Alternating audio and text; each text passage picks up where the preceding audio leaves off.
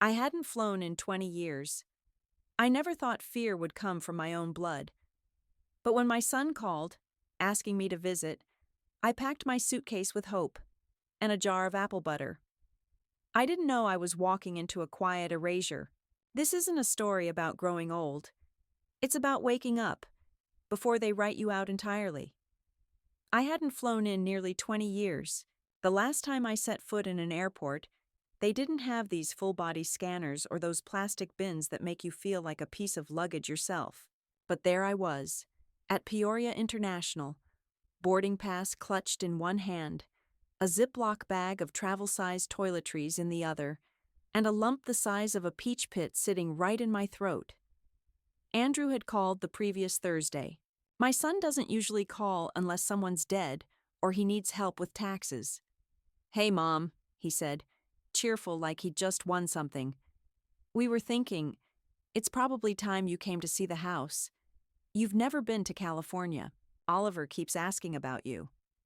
I stood in my kitchen, the landline hot against my ear, staring at the chipped tile I kept promising myself I'd replace. "You sure it's a good time?" I asked, already knowing it wasn't. "No better time," he said. "Seriously, we'll handle everything. Just book the flight. We'll reimburse." He didn't reimburse. I used the points I'd been saving since 2008 and paid the rest with my credit card. I packed light. One suitcase, soft wheels. I brought my travel blanket, the plaid one Oliver always liked to curl up in when he was little, and the photo album I'd kept since Andrew was a boy. I even packed a jar of apple butter I'd made last fall, just in case they'd forgotten what homemade tasted like. When the plane landed at San Jose Mineta, I had to wait nearly half an hour before I saw Andrew's car pull into the pickup lane. I waved. He didn't. He just popped the trunk and leaned across the passenger seat. "Mom," he said when I got in, "you're not wearing that scarf out in public, right?" It was the blue silk one Paul had bought me in '89. "What's wrong with it?" "It's just loud," he said, eyes on the road. I folded it into my lap and watched the city go by. Palms, glass buildings, so many Teslas I stopped counting. The air smelled like eucalyptus and money. Andrew barely spoke during the drive. No questions about my flight, my knees, the weather in Illinois. Nothing. Just a playlist of soft jazz humming through the car and his hand tapping the steering wheel like I was already boring him. The house was big. Too big, if you asked me. Pale stucco, manicured hedges, a porch with 2 rocking chairs no one ever sat in. Caitlin came out as we pulled in. She was wearing yoga pants and a fake smile. "Oh, good," she said. "You made it." "Of course I made it," I said, trying to hug her, but she turned before my arms could close. Inside smelled like cinnamon-scented cleaner and new countertops. Not lived in. Not warm. They gave me a tour like I was a stranger at an open house. "Here's the kitchen. Don't touch the espresso machine. It's very sensitive. That's Oliver's room, and the guest space is downstairs." "Guest space?" I asked. "You'll see," Caitlin said, already walking away. That night, I stayed up late on the downstairs futon, staring at the exposed pipes above me and listening to the whir of their dishwasher upstairs. I hadn't even seen Oliver yet. He was busy with homework, Caitlin had said. It was Friday night. The next morning, I woke up early, made myself a cup of tea using the microwave and one of the mismatched mugs from the cabinet labeled bottom shelf, and went outside. The sun felt good on my shoulders. A neighbor was walking her dog, a golden retriever with a limp, and I smiled, gave a small wave. She smiled back. "You must be Andrew's mom. Welcome to the neighborhood." Before I could answer, Andrew was at my side, out of nowhere, gripping my elbow. "Mom," he hissed, low and fast. "Don't talk to the neighbors." "Please." I blinked. "I just said hi." "Yeah, but just don't mention who you are, okay? Not like that." I turned to look at him. His jaw was tight. "You invited me here." He glanced at the woman walking away, then back at me. I told people you were visiting from out of town. I didn't say you were my. Just, look, it's complicated. No, Andrew, I said quietly. It's actually very simple. He didn't respond, just let go of my arm and went back inside. I stood there for another full minute, then pulled out my phone. I didn't take a picture of his face. I took a photo of the porch, the morning light cutting across the welcome mat, his shadow in the doorway, half turned, half gone. I didn't know why I did it.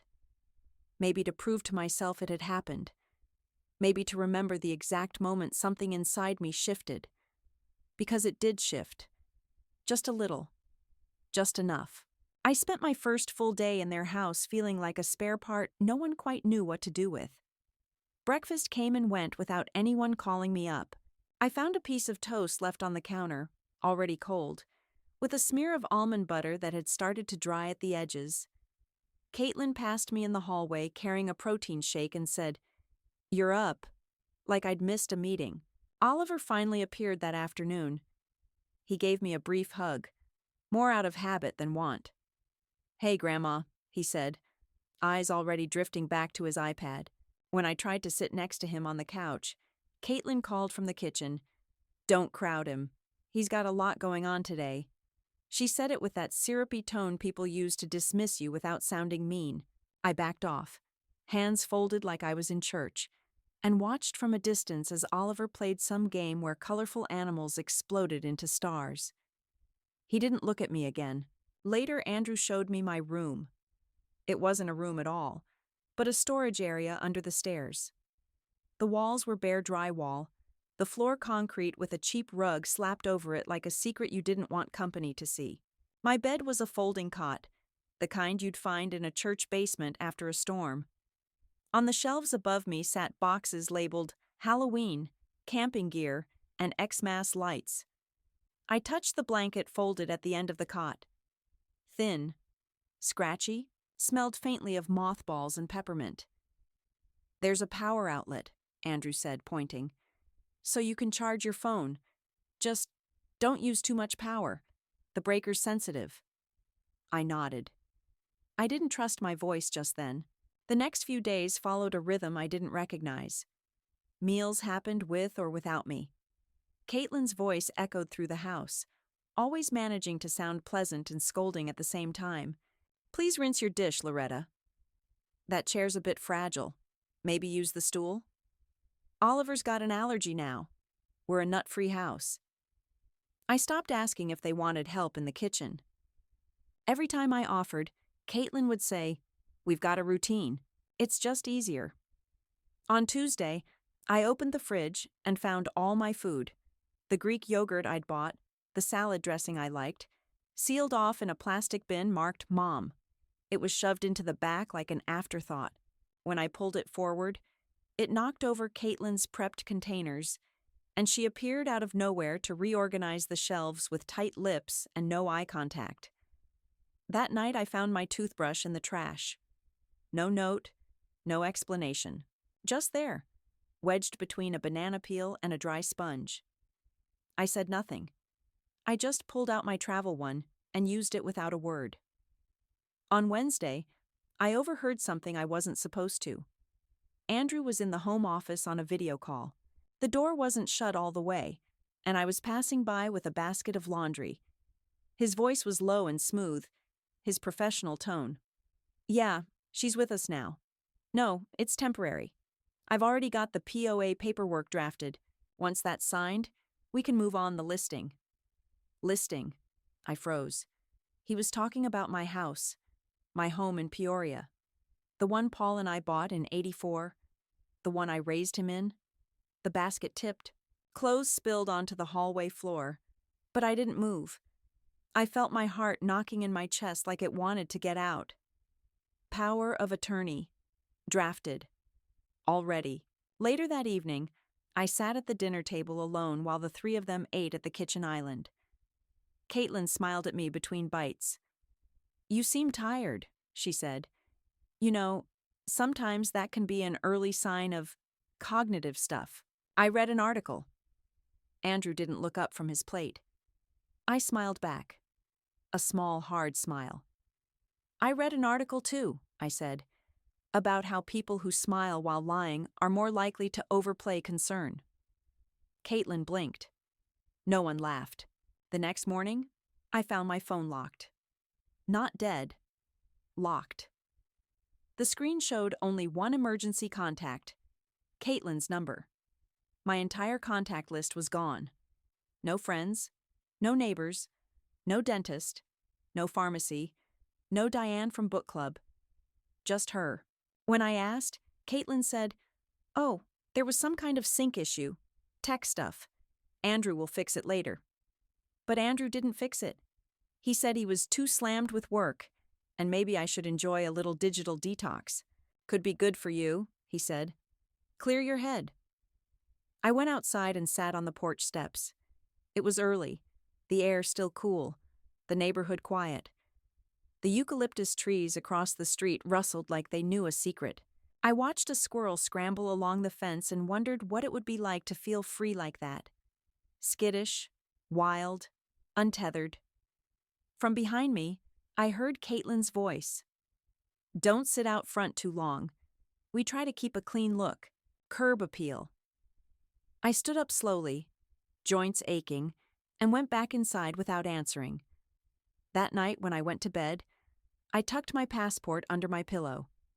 Not because I was planning anything yet, but because something told me I might need it. It happened over something stupid. A glass.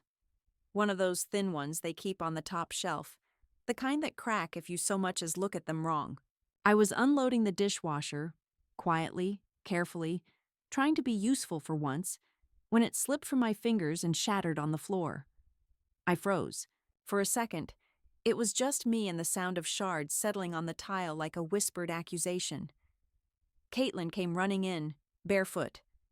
"Are you out of your mind?" she shouted, stepping back from the mess. "Oliver could have been in here." "He wasn't," I said. "He's at school." "That's not the point." Andrew came in next. He looked at the glass, then at me. His jaw clenched, eyes flat. "Just go. We'll handle it." I bent down to pick up the larger pieces, and he stepped forward fast, yanked my arm to pull me away. His fingers dug in right above my elbow, tight and fast, like a clamp. I gasped before I could stop myself. "Jesus, Mom," he muttered. "Do you have to make everything harder? I swear, if you keep this up—" He stopped himself, but the threat hung in the air like steam in a closed bathroom. I backed away, rubbing the spot where his hand had been. The skin was already turning red. I didn't say a word. Not then. Later, when I went down to my cot in the guest space, I turned on the single lamp and looked at my arm. The bruise was blooming, deep purple under the skin, the shape of his grip as clear as if someone had stamped me. I didn't cry. I didn't even shake. I just stared at it, feeling something under my ribs go very, very still. I pulled out my phone, the lockdown version Caitlin had so kindly set up. She'd forgotten one thing, though. Photos still worked. I angled my arm under the lamplight and took the picture. Then I took another one, just in case. I didn't know what for yet, but I was done pretending. I tried calling the one landline I still remembered. My old neighbor, Sharon. She'd lived next door to me in Peoria for 33 years. I punched in the number, heart pounding. Disconnected. I tried again. Still dead. Then I realized Caitlin had deleted the contacts, sure, but she'd also set up a parental control block. The phone could only call pre-approved numbers. One number, to be exact. Heron. I stared at the screen, then at the bruise, and for the first time in a long time, I felt scared. Not nervous, not uncomfortable, scared. I left the phone on the mattress and sat on the floor, arms around my knees. The cold from the concrete bled through the rug and into my bones. Above me, I could hear their footsteps, their laughter, the hum of the TV. Like I didn't exist. Like I was a bad memory they couldn't throw out, but didn't want anyone to see. I don't know how long I sat there. long enough for my legs to go numb. Eventually, I crawled back up, pulled my coat from the peg near the door, and crept upstairs. The office door was ajar. Andrew had left his laptop open. I didn't touch anything, but the screen was lit. An email thread open. Subject line: Power of Attorney, Loretta Brooks. The body of the message said, "As discussed, please have the papers ready by Friday. She's not resisting yet." Not resisting. I swallowed hard. There were attachments. PDFs. One titled POA Draft, Full Access. Another named Property Transfer Inquiry. My address in Peoria was right there in bold. I backed away like I'd touched something hot. My stomach turned. On the way back downstairs, I passed the hall closet. Inside, I saw a manila folder sticking out of Andrew's briefcase. My name was printed on the tab. I didn't take it. I didn't have to. I'd seen enough. The next morning, I heard Caitlin on the phone, her voice hushed but urgent. "Yes, she's showing signs of confusion. Well, she wandered out front without shoes yesterday. Said the year was 2008. I'm worried about her safety. We need that psych eval pushed up." I stood in the hallway, just out of sight, one hand on the wall. I felt dizzy, not from illness, but from clarity. They weren't trying to care for me. They weren't even trying to tolerate me. They were erasing me, slowly, methodically, with paperwork and gaslighting and smiling lies. That night, I waited until they were asleep. I packed my small duffel. Not much. My ID, some cash I'd kept hidden in my bra, the photo album, and my travel blanket. I left the phone. It wasn't mine anymore. I put on my coat, slipped out the side door, and walked. Just walked. My knees ached with every step. I didn't know where I was going, but I knew I couldn't stay. It took me over an hour to find a hospital. I told the nurse at the desk I was feeling faint, short of breath. I wasn't lying. I showed her the bruise. I told her about the phone, the sleeping space, the papers. She looked me in the eye and said, "You did the right thing, ma'am." Then she called someone. And for the first time in weeks, I let someone else take over. The hospital room was small and smelled like lemon disinfectant and old air. I sat on the edge of the bed, wrapped in one of those flimsy gowns that never quite close in the back, and held a paper cup of water with both hands to keep them from shaking. My knees were sore, my hips stiff, and my whole body hummed with the slow ache that comes after you've been scared too long. A nurse named Cynthia took my vitals.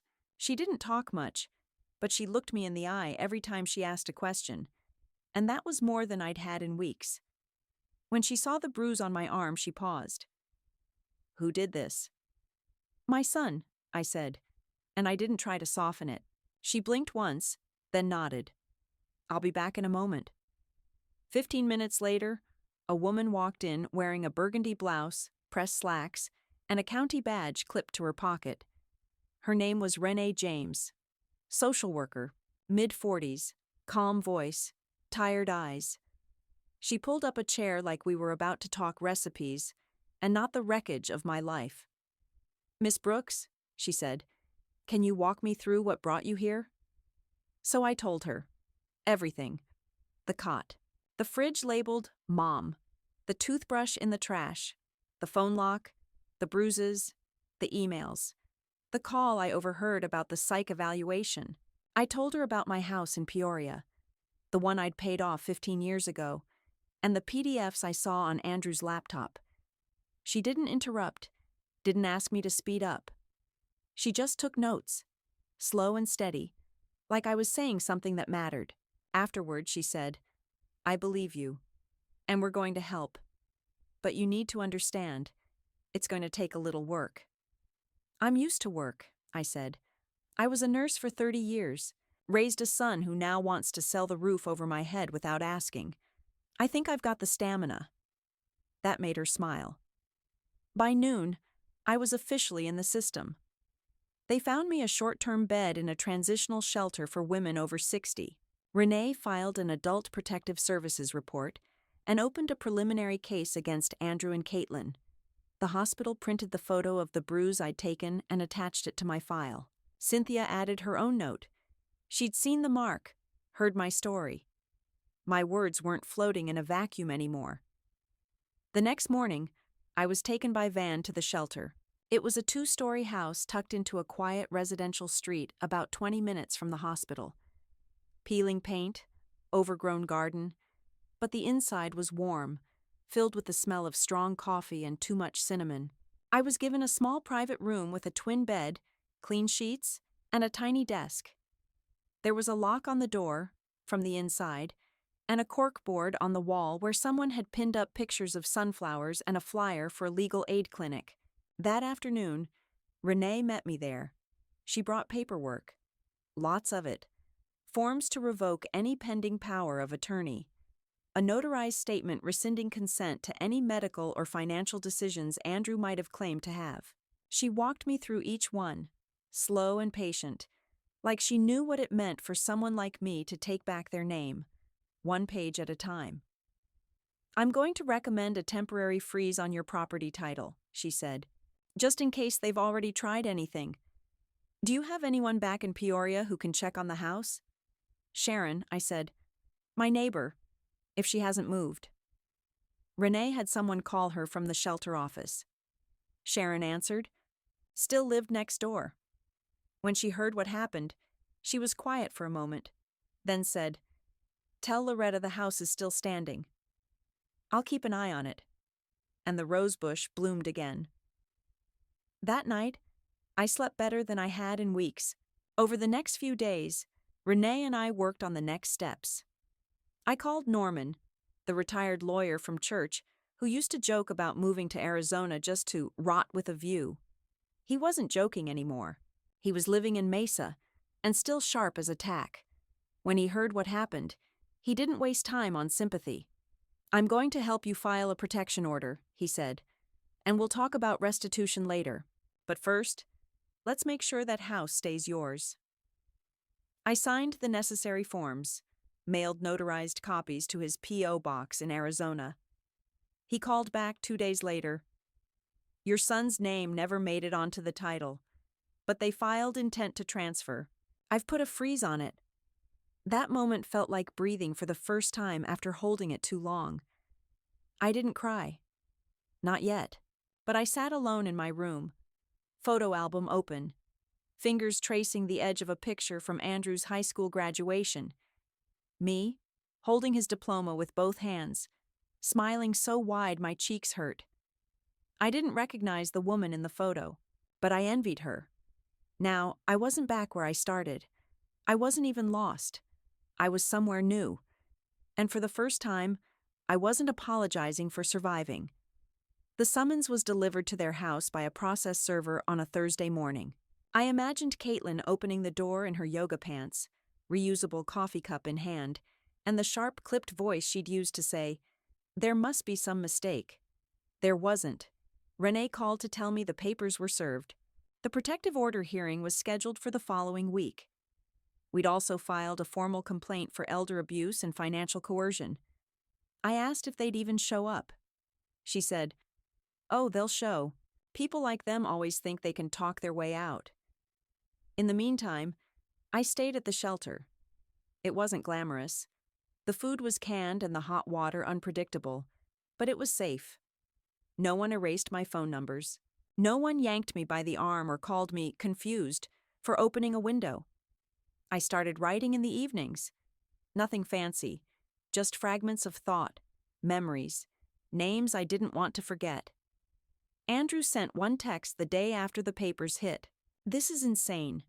Call me." I didn't. The story made its way to a local reporter who covered elder abuse and guardianship fraud. Renee had referred the case, with my permission. The article came out online first, then in the Sunday print edition. Headline: Mother, Grandmother. Target.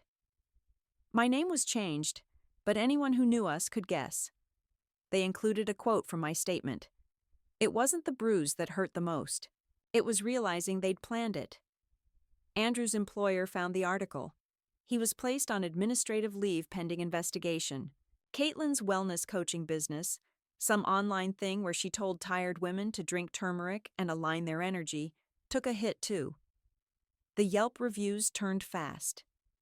One morning, Renee arrived at the shelter with a woman in a navy suit, legal aid. She'd read my file, seen the photos, and believed we had grounds to pursue restitution. "We can't get you back time," she said, "but we can fight for what's yours. And we will." I nodded, still not sure I believed it. The day of the hearing, I wore my best pantsuit, the one I'd saved for weddings and funerals. I did my hair myself, tucked the curls into place, dabbed a little lipstick, just enough to remind myself I was more than someone's dependent. We walked into the courthouse together, me, Renee, and the attorney. The air was cold, and the hallway echoed with the sound of heavy shoes and louder egos. Andrew and Caitlin were already there. He looked smaller than I remembered. Not physically, but diminished. Like a man caught in the middle of a lie who hadn't figured out which version to stick with. Caitlin sat stiffly beside him, arms crossed, lips pursed. She didn't meet my eyes. The hearing was short. I gave testimony. So did Renee and the ER nurse who'd first examined me. We showed the photos. The shelter provided logs. Norman, my old friend from Peoria, had submitted affidavits proving I owned the house outright, and that Andrew had filed preliminary intent to transfer the property, without my knowledge. Their lawyer tried to paint me as confused, lonely, seeking attention. He suggested I'd misinterpreted care and concern as control. When he said I might have suffered a senior moment, I laughed, loud enough for the bailiff to glance my way. The judge wasn't fooled. Protective order, granted. Preliminary injunction against any further attempts to alter the property title, granted. Motion to pursue civil action for financial coercion and emotional abuse, accepted. When the gavel dropped, I felt something uncoil in my chest. Not victory. Not yet. But the beginning of something close to justice. Outside the courthouse, Renee asked if I was okay. "No," I said, "but I'm standing." That evening, I sat on the edge of my shelter bed, took off the suit jacket, folded it carefully. I looked at myself in the mirror. 73. Bruised, tired, but not broken. I had my name. I had my house. And I had the truth. Let them spin whatever stories they wanted. Let Andrew sulk and Caitlin hiss. Their words didn't carry weight anymore. Not where it mattered. Because for the first time in years, my word held. In court. On paper. In the eyes of people who listened. And blood may run deep, but it doesn't outrank the truth. The check from the court settlement wasn't large. Not enough to rewrite a life. But enough to choose a different ending. After legal fees and a few quiet bills from my short hospital stay, I had just over $11,000 left. Renee called it modest justice. I called it my exit fund. I didn't go back to Peoria. I asked Norman to sell the house. He handled everything. The listing, the negotiations, the paperwork.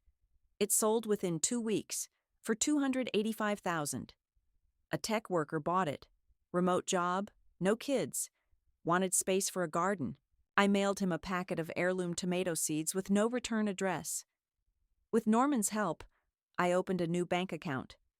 One Andrew would never touch. I revoked the old power of attorney paperwork and signed a new will. My name, my choices, my life. And then I did something I hadn't done in decades. I left. Not for a visit, not for someone else's sake. I packed what I owned, 2 suitcases and a worn photo album, and bought a used camper trailer listed on Craigslist by a retired mechanic named Carl, who lived on the edge of Mesquite, Nevada. "It's not fancy," he told me, "but she'll keep you dry." She did more than that. She gave me silence, space, air, a soft hiss of desert wind at night and skies so big they made your ribs expand.